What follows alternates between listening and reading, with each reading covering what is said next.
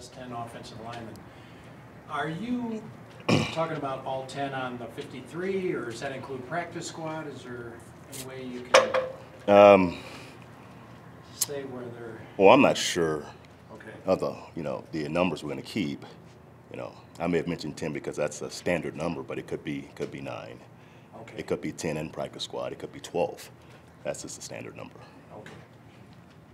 Good question, Mike. We're trying to put together your 53, we're us amateur roster builders. I'll tell you in a week and a half. Why would you guess? I'll just tell you. Isn't it easy for me just to tell you? Give you a piece of paper and you can say, there it is. That's not as fun. Okay, I get it. I understand.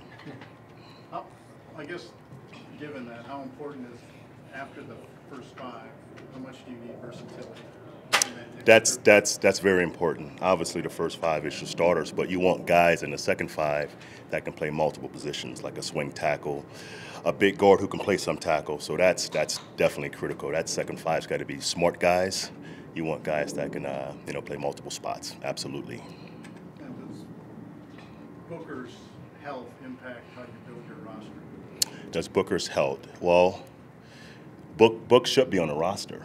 So that should not be an issue. I mean, he's a part of the roster. His injury should not put him out past, 2 weeks, 3 weeks max. So Book's he's on the roster. That helps you? Okay. We could do 52 more if you got a minute. In a week and a half. Give you a sheet in a week and a half. Yeah. Chris Lewis Harris is the guy that's kind of shown up in those first 2 preseason games. Yeah. What do you like about what he's bringing to the team? Well, I like Chris because he's a veteran player. He's played, and being a fourth corner, you're one snap from being a starter. So you want a guy who's played in games. You want a smart guy. You want a guy who can play outside and inside, and that's what Chris has done for us. What have you just thought about the battle overall, like you talked about for fourth corner?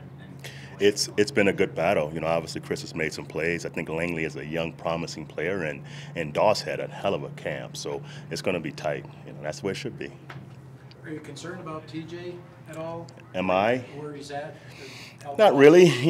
Hamstring injuries are, they're strange. Some guys recover faster from those injuries and some guys don't. So I'm not concerned about it. Hopefully he can get back out there next week, and it gives us a week and a half or 2 weeks to getting ready to play the game. How has it been for you on the other side of it? As a position coach, you're lobbying for guys to be kept. How is it for you on the other side? Well, it's different because it's the entire roster, and I want the best guys for the roster. And sometimes when you're building a roster, you make decisions on how well they play for Brock, smarts, guys, staying healthy, so those things come into play when you're building a roster, not just the promising, talented guy. It can be a guy that's a smart guy who can help you in all phases, so that's where my job changes. It's about building the best roster overall from top to bottom. And sometimes money comes into play for 53. Sure. Have you learned about that since you've been a head coach? Have I learned about that? Absolutely, Yeah. but it's not my area. So that's a good thing. That's John's area. Yeah. That's John's problem. My problem is the grass. The rest falls on John. That's a good thing. But do you anticipate him explaining, Vance, he might be better here, but he's also $1.5 million more? Yeah, maybe. Yeah. Again, that's not my problem. When you were a defensive coordinator with the Niners assistant, Mike McCarthy was on the offensive side. Yes. Did you did you learn anything from him when you became a head coach? Did you talk to him about him? Not really. I mean, Mike was with us for 1 season in San Fran, and I've talked to Mike over the years, probably 15 times probably, so not really. From your playing days a couple of decades ago, how much do you empathize with how tough it is for some of these guys battling for a roster spot right now, what they're going through? It's tough because it's a tough league, and everything we do matters, from OTAs to training camp to the game. So obviously it's tough. It's pressure every day and every week on these guys. So I respect that, and it's the best in the world. So you get it, from my perspective, to watch these guys compete every day and don't get what they want. That's heartbreaking sometimes. Offenses are constantly evolving, and what are your thoughts on the fullback position and how Janovich would fit in on this 53?